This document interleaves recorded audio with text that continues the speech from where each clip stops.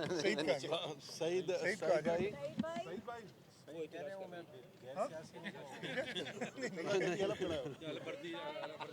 بسم اللہ الرحمن الرحیم.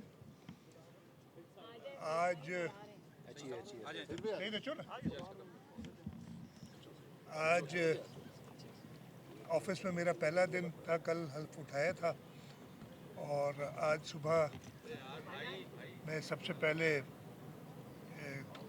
چیف منسٹر ہاؤس میں لا اینڈ آرڈر پہ ایک میٹنگ کی ہے، اس لیے کہ ہر حکومت کا اولین فرض یہی ہے کہ وہ اپنے شہریوں کے لیے بہترین قسم کا امن و امان قائم کرے.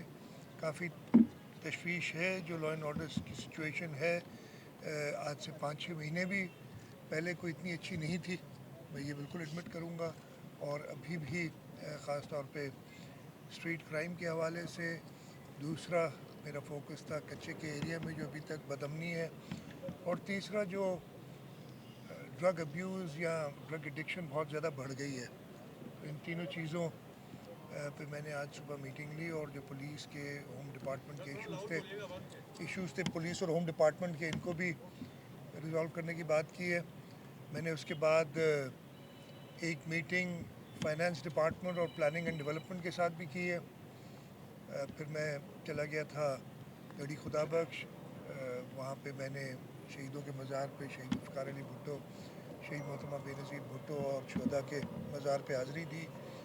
میں اپنے گاؤں گیا، اپنے والد صاحب کی مزار پہ. شہباز قلندر کا عرس کل سے شروع ہے، میں نے وہاں بھی حاضری دی اور وہاں جا کے انتظامات جو ہیں عرس کے اس کا بھی جائزہ لیا.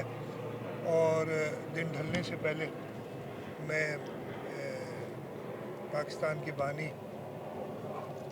قائد اعظم محمد علی جناح کی مزار پہ حاضری دینے آیا ہوں. میں اپنے آپ کو بہت خوش قسمت بھی سمجھتا ہوں اور اللہ تعالیٰ کا شکر گزار ہوں، اور پارٹی لیڈرشپ کا شکر گزار ہوں کہ انہوں نے مجھے دوبارہ تیسری بار اس صوبے کے وزیر اعلیٰ کی حیثیت سے نامنیٹ کیا. میں اپنے اسمبلی ممبرز کا شکر گزار ہوں جنہوں نے مجھے ووٹ دے کے کامیاب کیا. بہت مشکل سفر ہے جو ہم کام چھوڑ کے گئے تھے. خاص طور پہ آپ کو یاد ہوگا 2022 کا جو سیلاب آیا تھا، اس کے آفٹر افیکٹس ابھی تک ہیں. ان کے لیے خاص طور پہ چیئرمین بلاول بھٹو زرداری صاحب کی ہدایت ہے کہ ان لوگوں کو ہم نے جلد بحال کرنا ہے.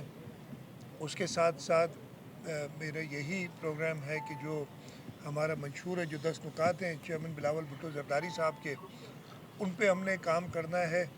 اور ایک اور جو ٹاسک دیا گیا ہے وہ ہے خاص طور پہ پینے کا پانی. اس کے لیے پورے سندھ کے لیے جو مسئلے ہیں ان کو حل کرنا ہے. انشاءاللہ تعالی کوشش کروں گا جلد اپنی ٹیم بھی بنا لوں گا قائدین کی مشاورت کے بعد. اور ہماری کوشش یہی ہوگی کہ ہم اس صوبے کی خدمت کریں. اس صوبے کے عوام نے پاکستان پیپلز پارٹی کی خدمت کو سراہا ہے، اور وہ آپ کو الیکشن کے رزلٹ میں پتہ چل گیا ہے. ہم نے پاکستان پیپلز پارٹی نے سب سے زیادہ سیٹیں کسی بھی الیکشن میں اور سب سے زیادہ ووٹ ان 2024 کے الیکشنز میں لیے.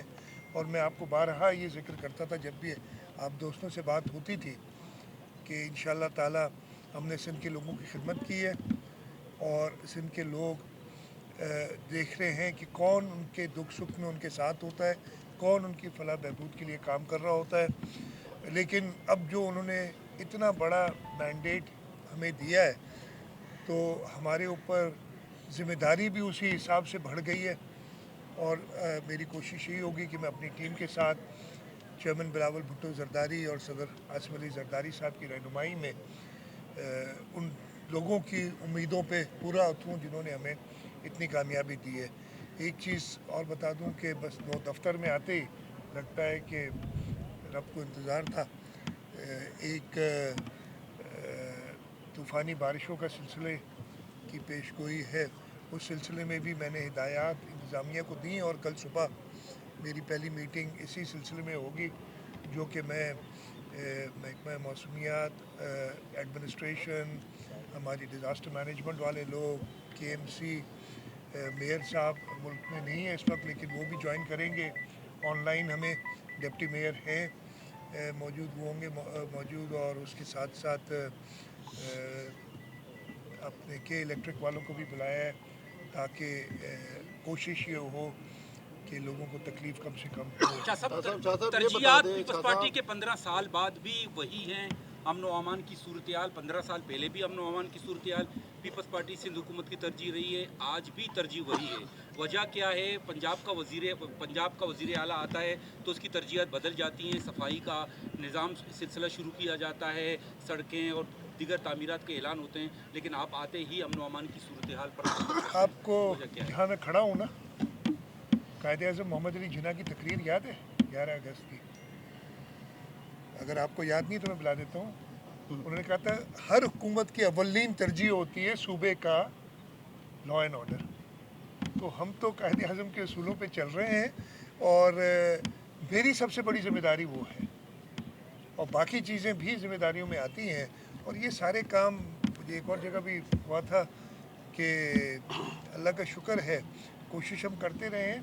लॉ एंड ऑर्डर सिचुएशन 2008 में जो थी उसके मुकाबले में 2024 में बहुत बेहतर है, लेकिन अभी भी हम जो है उससे गाफिल नहीं अपनी रिस्पॉन्सिबिलिटी से।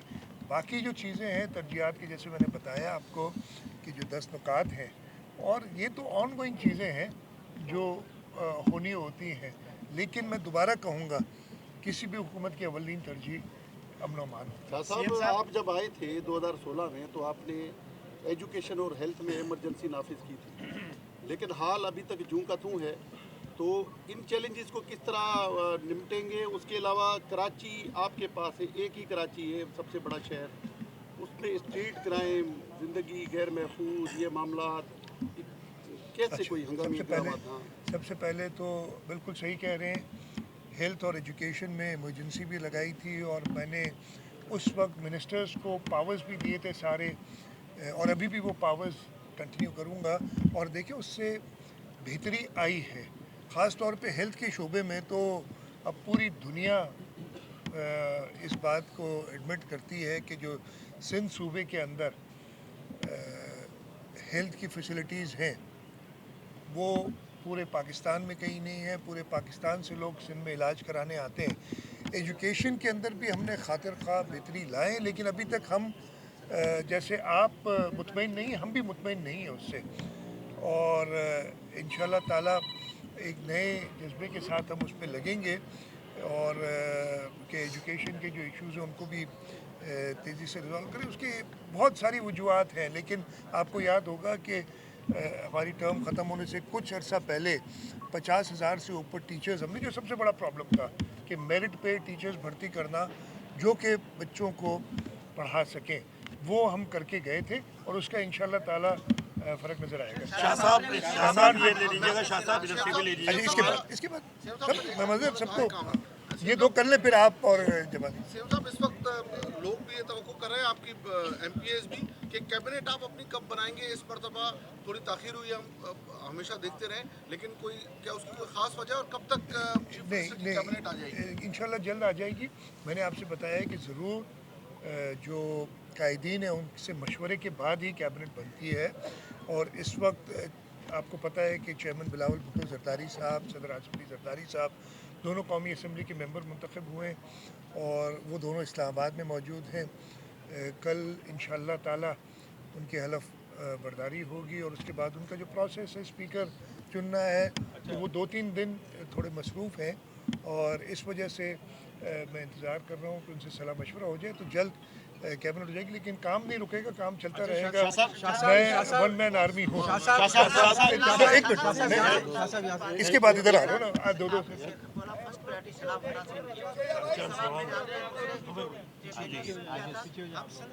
मुझे नहीं आज इसको बिरयानी या टेंट पे गुजारा करेंगे, या नेचुरल पानी के रूट्स बना के इसको मुस्तकिल कोई हल करेंगे? मैं देखिए दोनों, इसका जवाब इतना आसान नहीं है कि मैं इधर बैठ के दे सकूं।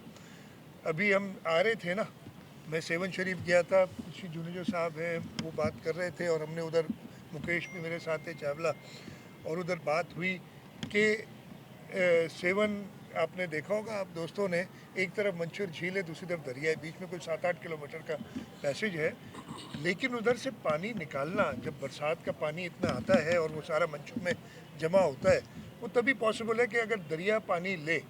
चाय चैनल इस वक्त हमने जो हम काम करके गए थे वर्ल्ड बैंक के साथ मिलके वहाँ काम किए, और इसी तरीके से बदीन के अंदर भी काम किए, लेकिन बदीन में भी मसला ये है कि अगर समंदर फेवरेबल होता है तो वो पानी निकाल सकते हैं। तो ये कुछ टेक्निकल इश्यूज़ हैं, लेकिन हम इनके ऊपर हैं इंशाल्लाह ताला।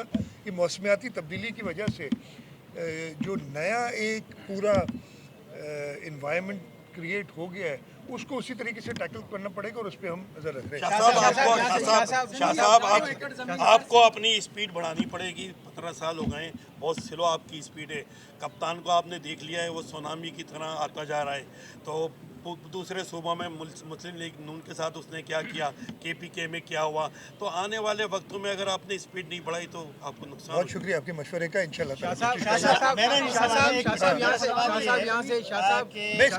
आज सुबह आपने एक बड़ा ज़बरदस्त फैसला किया कि असलहे की नुमाइश नहीं होगी शहर में, लेकिन आपके इसी फैसले के बाद साहिल थाने की हुद में एक बाकायदा सरेआम रोड पे लोगों ने फायरिंग की है, गाड़ियों में खड़े होकर। बाकायदा आपके इस ऐलान के बाद ये आपका इस्तकबाल है या आपके रिट को चैलेंज किया गया है? इंशाल्लाह ताला उनको निपट लेंगे। मुझे नहीं पता, अभी मैं था, लेकिन जो भी हो गया। शाह साहब